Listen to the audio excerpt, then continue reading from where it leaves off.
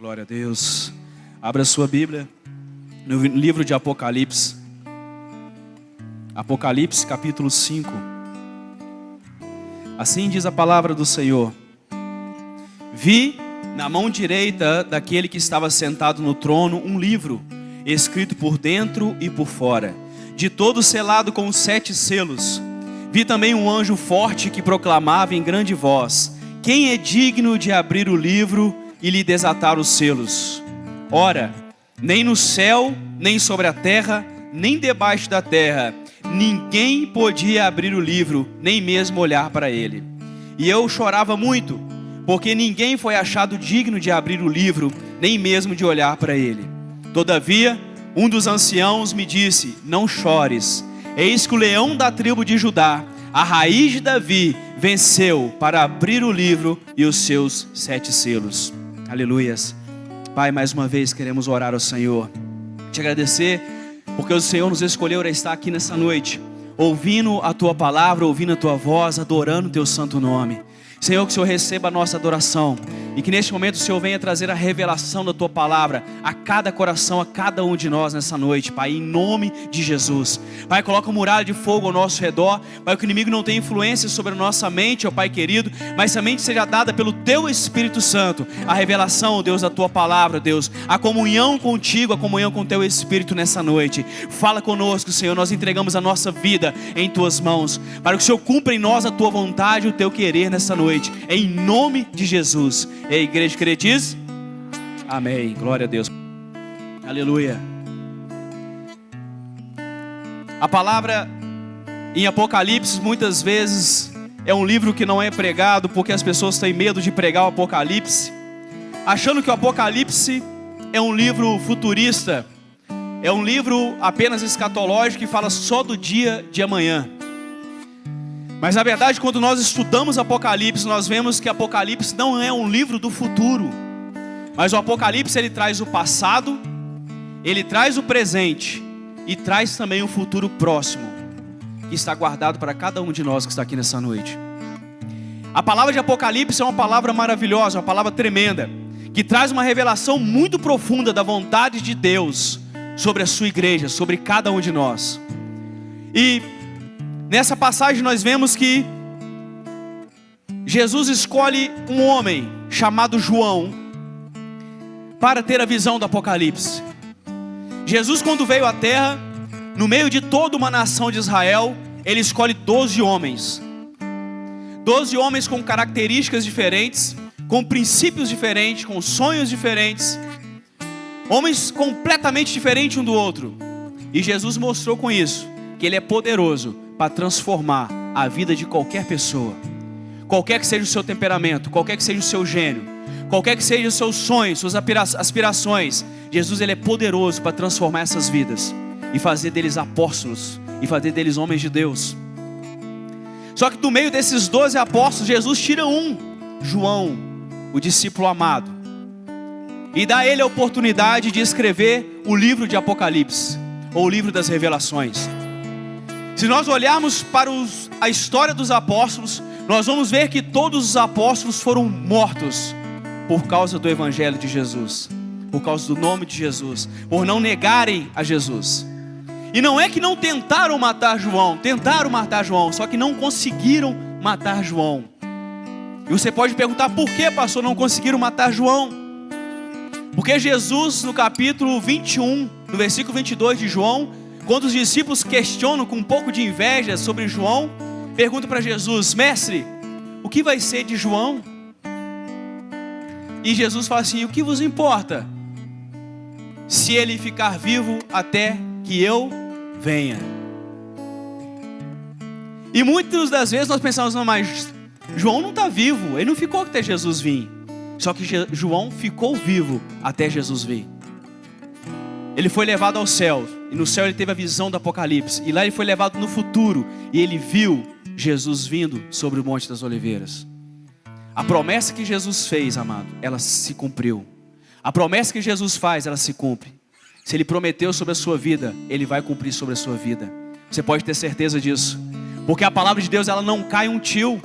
A palavra de Deus, as promessas de Deus, elas se cumprem sobre a nossa vida. E é por isso que nós somos um povo alegre. É por isso que nós somos um povo abençoado. Não tem lógica passar por tribulação e ser abençoado. Nós tivemos aqui a oportunidade de ter uma visitante, uma irmã, que teve que viajar, foi para o sul. Mas ela começou a ir na célula lá em casa e começou a ir na igreja porque ela não conseguia entender. Quando ela chegava no trabalho, muita confusão, muito problema. E o patrão dela, o nosso irmão Fabrício, chegava cantando. E ela ficava impressionada com aquilo, mas como é que pode? E no outro dia ela estava lá no banheiro chorando, passando por alguns problemas. Ele passando por mais problemas ainda, chega cantando de novo. Aí ela chega perto dele e fala assim: eu não estou entendendo, você deve ser doido. Ou você é louco, ou você realmente tem um Deus poderoso. Ele fala: eu tenho um Deus poderoso. Eu sirvo um Deus que no meio de tribulação e de problema, Ele me dá paz, Ele me dá alegria. Isso é o que Jesus faz conosco, amados. Mas quando Jesus lança essa palavra, lá no capítulo 21, versículo 22 de João, aquela palavra ela se cumpre e a morte passa a não ter mais autoridade sobre a vida de João.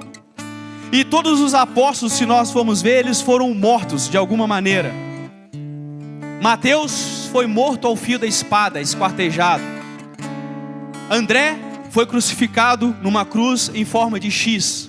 Pedro foi crucificado de cabeça para baixo. Tomé foi transpassado por uma lança. Bartolomeu, Tiago, filho de Zebedeu, foi decapitado. Paulo também foi decapitado. Bartolomeu também foi decapitado. Matias, escolhido no lugar de Judas, foi queimado vivo. Lucas foi enforcado. Todos foram mortos. Filipe também foi crucificado. Todos foram mortos por causa do evangelho. Simão e Judas foram mortos à machadada. Todos foram mortos porque não negaram a Cristo. Preferiram a morte do que negar o seu mestre. E eu perguntaria para a igreja nessa noite: você preferia a morte do que negar Jesus? Amém? Amém? Porque os dias se abreviam, amados, e não vai dar tempo de pregar a mensagem hoje, porque a mensagem ela é muito extensa. Mas a gente vai continuar em nome de Jesus, amém? Falar sobre o fim, porque Jesus está voltando. E esses homens, eles se entregaram, mas não negaram a Cristo. O imperador Domiciano tentou matar João, só que ele não conseguiu matar João. Quando ele chega perto de João e fala assim: olha, você tem que negar a Cristo, senão você vai morrer. João vira para o imperador Domiciano e fala: como eu posso negar aquele que nunca me negou? Domiciano vira para ele e diz assim: mas se você não negar, você vai morrer. Você não teme a morte? E João vira para o imperador e fala assim: a morte não é minha inimiga. A morte é apenas a carruagem que me levará para perto do meu amigo. Você poderia falar isso nessa noite também, igreja? A morte não é a nossa inimiga. A morte é aquela que vai nos levar para perto de Jesus. É por isso que o Filho de Deus não teme a morte. Amém? O Filho de Deus não tem medo de morrer. João não temia a morte. E aí quando prepara o azeite fervendo, fala assim: mas você vai ser mergulhado na taça de azeite fervendo. Ele não tem importância, vou encontrar com o meu mestre. E mergulha João naquele tacho de azeite fervendo. João não morre. Eu acredito que João ficou triste, porque ele estava querendo morrer. Assim como Paulo, a morte é lucro para mim. E ele não morre. Então eles pegam João e exila João na ilha de Patmos. A ilha de Patmos, no mar Egeu ali, perto da Grécia, era uma ilha em que as pessoas ditas semideuses, ou os piores bandidos, eram exilados. Na Grécia Antiga, pregava-se que os três deuses, né, com D minúsculo, Zeus, Hades e Poseidon, de vez em quando eles deixavam de ser Deus, se materializava e tinha relação com mulheres, e tinham semideuses. E aí quando esses homens eram pegos e tentavam matar esses homens e não conseguia de alguma forma, levavam eles para a ilha de Patmos. E João, o apóstolo amado, é levado para a ilha de Patmos, no lugar onde estavam os piores homens da antiguidade. Só que João, quando ele chega na ilha de Patmos, a primeira coisa que ele faz é ajoelhar e orar. E quando ele ajoelha e ora, amados, ele sente alguém chegando por trás dele. E ele olha para ver quem é.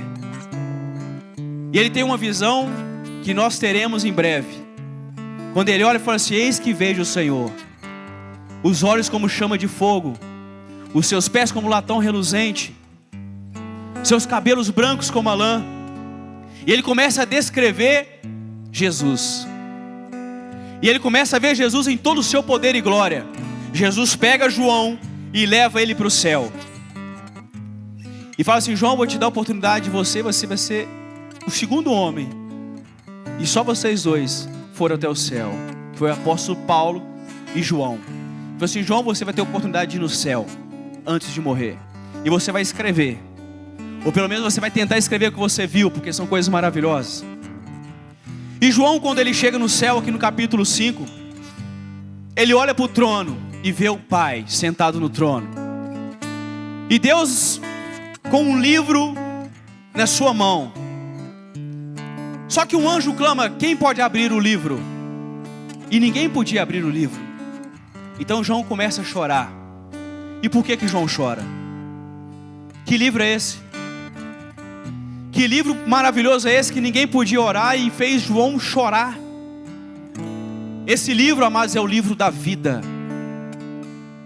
É o livro onde o seu nome está escrito. É o livro que, se não pudesse ser aberto, ninguém seria salvo. E é por isso que João começa a chorar.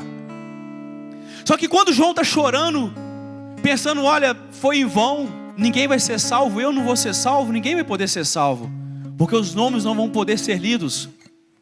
Nesse momento, um ancião chega atrás de João e fala assim: João, fica tranquilo, porque o leão da tribo de Judá, a raiz de Davi, o Jesus, o teu mestre, aquele que desceu, te ensinou, foi morto e ressuscitou ao terceiro dia, ele é digno de abrir o livro e desatar os seus 7 selos.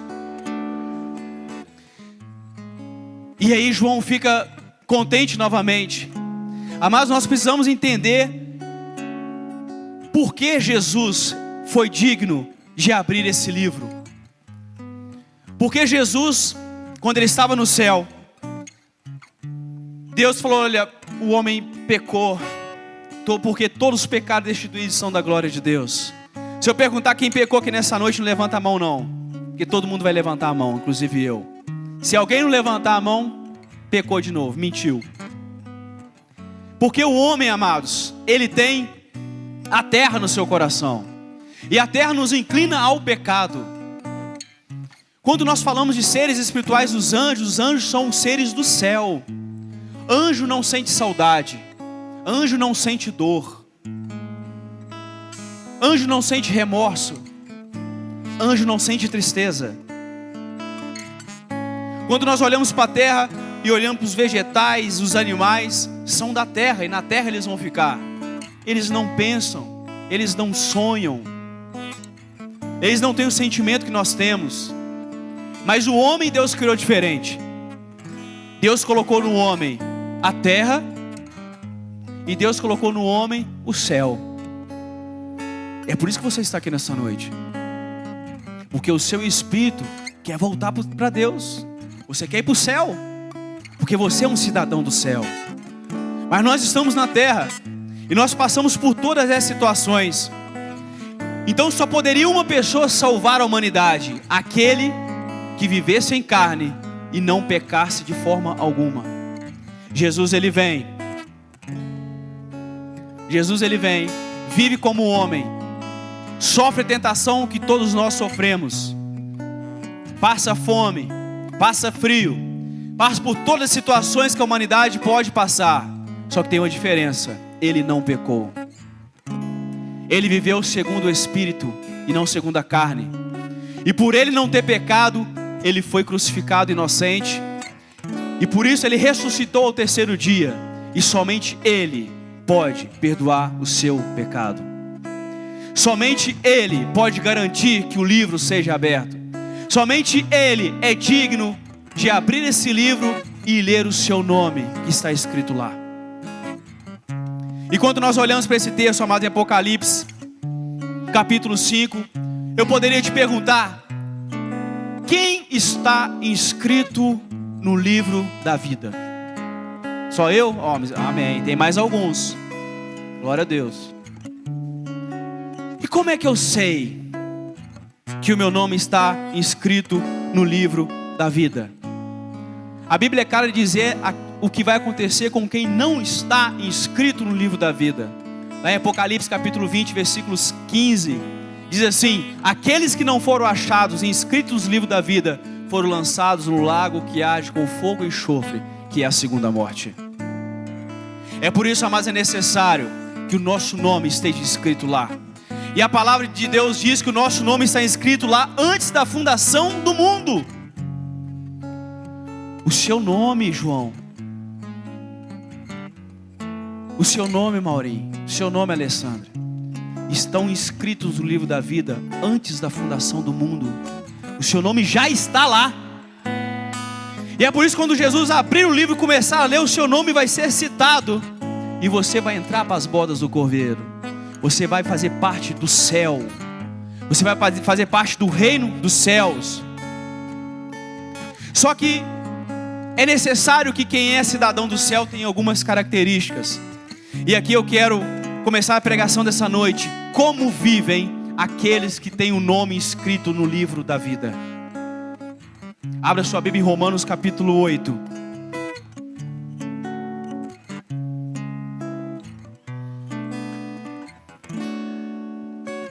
Em Romanos capítulo 8, nós vamos ver a característica daqueles que são cidadãos do céu, cujo nome está escrito no livro da vida. Vamos ler alguns versículos.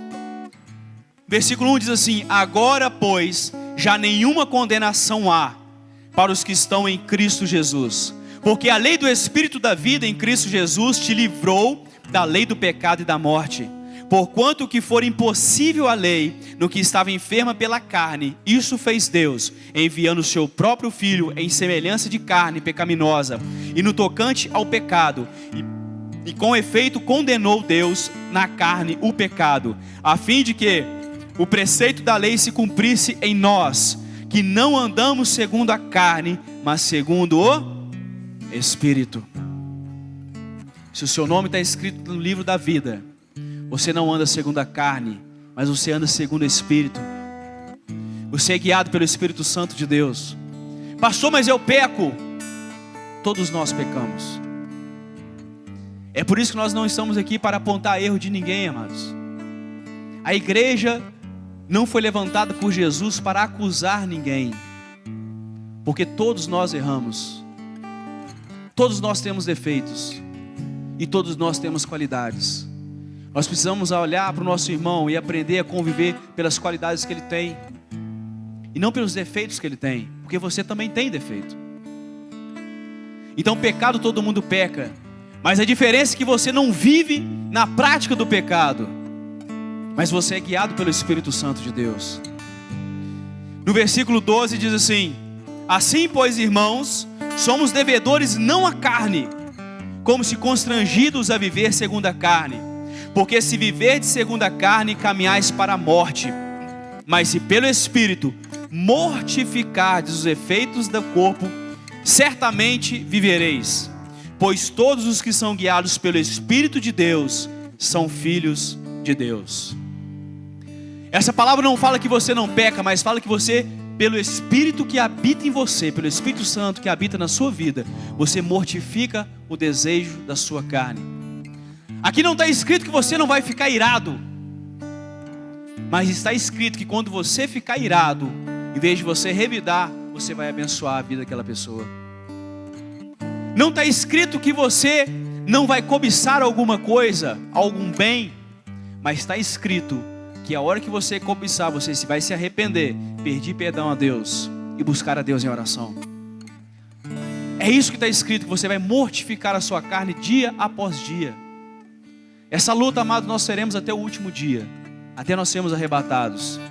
Nós precisamos mortificar a nossa carne, os nossos desejos, mas satisfazer o desejo do nosso espírito. E se nós formos para o versículo 28, diz assim: também o Espírito semelhantemente nos assiste em nossa fraqueza, porque não sabemos orar como convém, mas o Espírito intercede por nós sobremaneira, com gemidos inexprimíveis. E aquele que sonda os corações sabe qual é a mente do Espírito, porque segundo a vontade de Deus é que ele intercede pelos santos. Sabemos que todas as coisas cooperam para o bem daqueles que amam a Deus, daqueles que são chamados segundo o seu propósito. Porquanto aos que de antemão conheceu, também os predestinou para serem conformes à imagem do seu Filho, a fim de que ele seja o primogênito entre muitos irmãos. E aos que predestinou, a esses também chamou. E aos que chamou, a esses também justificou. E aos que justificou, a esses também glorificou. Que diremos, pois, à vista dessas coisas? Se Deus é por nós, quem será contra nós? Aquele que não poupou o seu próprio Filho, antes por todos nós o entregou, porventura não nos dará graciosamente com ele todas as coisas? Quem intentará acusação contra os eleitos de Deus? É Deus quem os justifica. Quem os condenará? É Cristo Jesus que morreu, ou antes quem ressuscitou, o qual está à direita de Deus e intercede por nós. Quem nos separará do amor de Cristo? Será tribulação, angústia, ou perseguição, ou fome, ou nudez, ou perigo, ou espada? Como está escrito: por amor de ti somos entregues à morte o dia todo. Fomos considerados como ovelhas para o matadouro. Em todas essas coisas, porém, somos mais que vencedores por meio daquele que nos amou. Porque eu estou bem certo de que nem a morte, nem a vida, nem anjos, nem principados, nem coisas do presente, nem do porvir, nem os poderes, nem a altura, nem a profundidade, nem qualquer outra criatura poderá separar-nos do amor de Deus que está em Cristo Jesus, o nosso Senhor. Nada, amados, pode nos separar do amor de Deus. Nada e ninguém tem o poder de tirar da mão do Senhor os seus escolhidos. Nada e ninguém tem o poder de tirar o seu nome do livro da vida. Só que é necessário que você viva como um cidadão do céu. É necessário que você viva segundo essa palavra, que sabe que todas as coisas cooperam para o seu bem, que é um povo alegre, um povo feliz, porque sabe que se uma porta se fechar, uma melhor vai se abrir, em nome de Jesus. Que eu sei que se eu estou passando por um momento de dificuldade, é um momento de aprendizado, e eu vou aprender, eu vou amadurecer, e vou me tornar um homem melhor amanhã. Eu já passei por muitos momentos de crise, amados, na minha vida, e quando eu passava por esses momentos de dificuldade, era impressionante, porque é o tempo que você mais ora, é o tempo que você mais jejua, é o tempo que você sobe no monte, é o tempo que você levanta de madrugada, e aí você amadurece, e aí você cresce, e aí você se torna um homem melhor, mais íntimo de Deus. E quando você olha para trás, você agradece por aquele período que você passou de aperto. Eu glorifico a Deus por todos os momentos de dificuldade que eu passei, porque foram momentos que me aproximaram de Deus. E nós começamos a ter certeza do que está escrito aqui, porque sabemos que todas as coisas cooperam para o bem daqueles que amam a Deus. Se você ama a Deus, as coisas vão cooperar para o seu favor.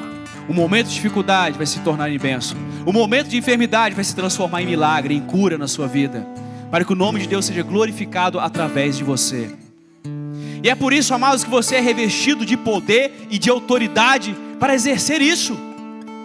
No nome de Jesus você tem poder e autoridade sobre todas as coisas.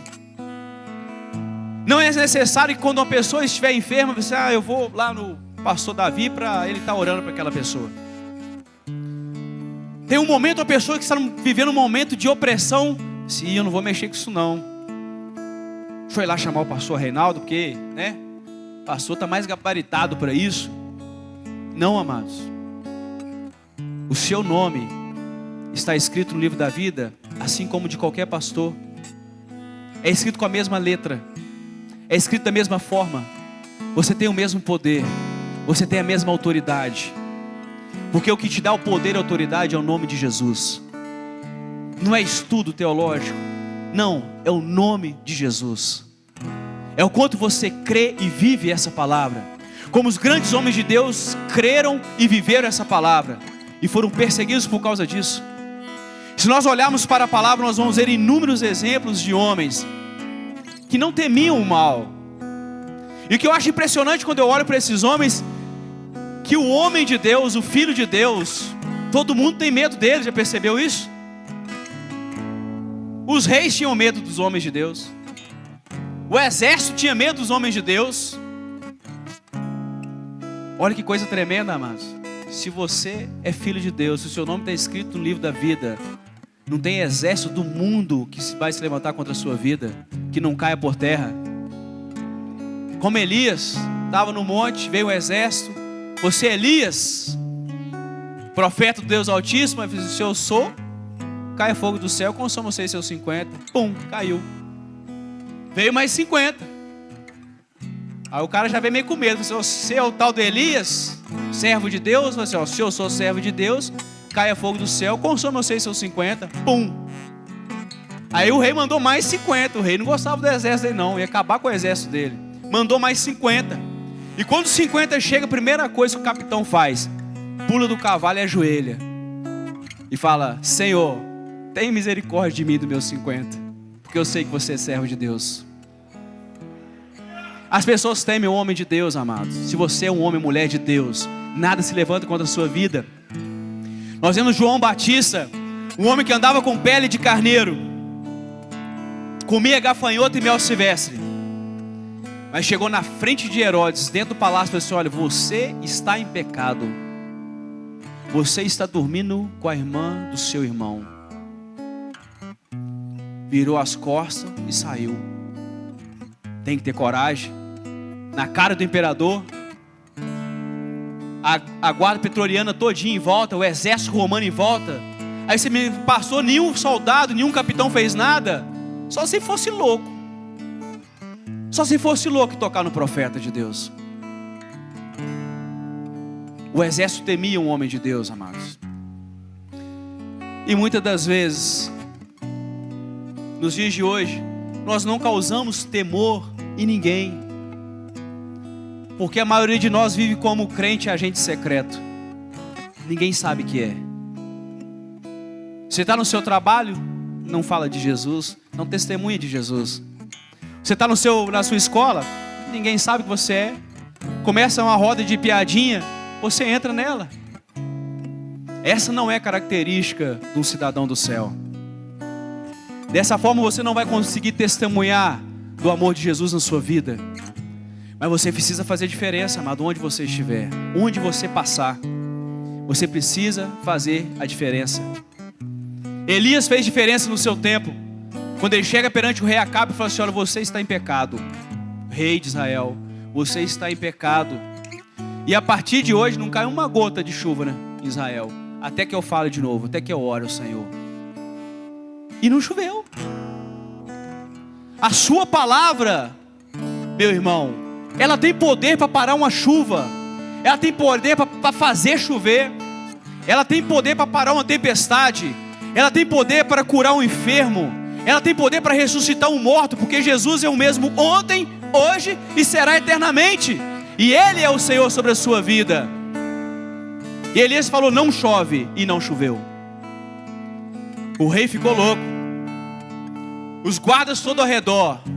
Quem tem coragem de tocar Elias? Elias vira as costas e sai andando. Não precisou sair correndo. Saiu andando, irmã Marisa. Virou as costas e saiu, deu o recado. Depois de 3 anos e meio, falou assim: olha, agora chove. Todos esses homens que foram usados por Deus.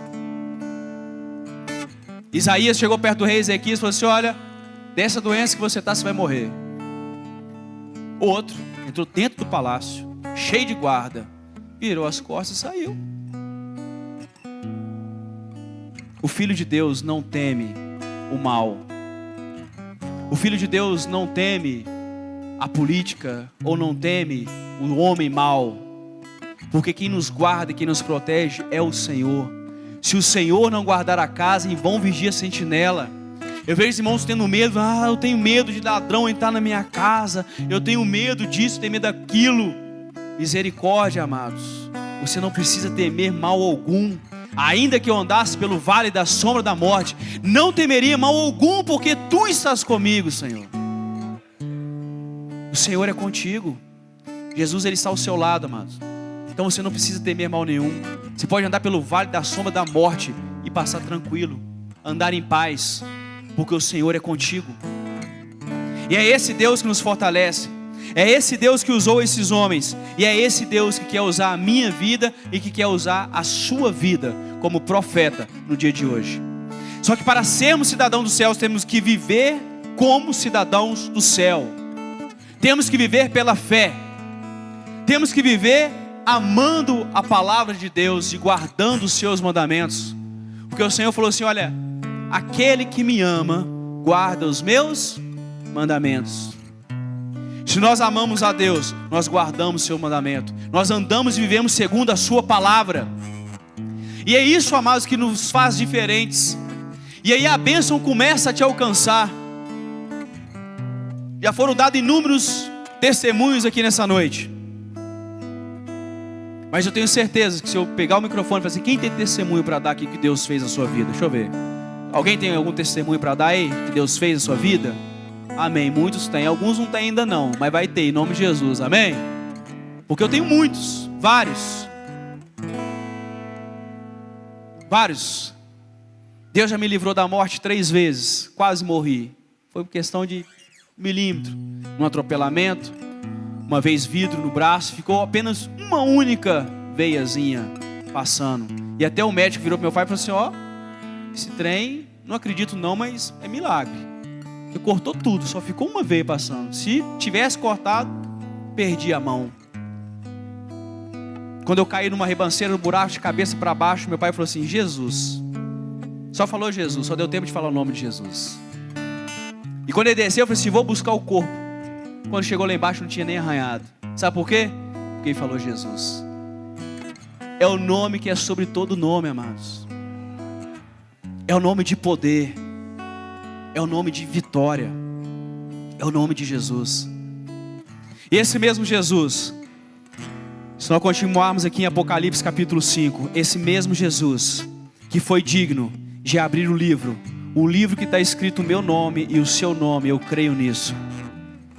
Ele está voltando para buscar a sua igreja. Ele está voltando para buscar os seus filhos. E esse dia se aproxima, amados. Nós poderíamos começar a falar aqui hoje sobre o que nos garante que Jesus está voltando para buscar a sua igreja. Porque Ele prometeu isso há muito tempo. Já tem mais de 2000 anos que Ele prometeu isso e isso ainda não cumpriu. Mas se nós olharmos para as Escrituras, nós vamos ver inúmeras profecias. E é por isso que eu falo que Apocalipse não é um livro do futuro, como foi escrito por João, mas é um livro do passado. É um livro do presente. E um livro de um breve futuro. Porque hoje não dá tempo, mas se nós formos estudar os selos que foram abertos, nós vamos ver que as profecias já se cumpriram. E nós estamos no último minuto. Então que você viva como um cidadão do céu. Que você viva como um homem, como uma mulher que tem o seu nome escrito no livro da vida. Que não anda segundo o desejo da carne, mas mortifica a sua carne dia após dia, mas é guiada pelo Espírito Santo. É isso que nós temos que viver.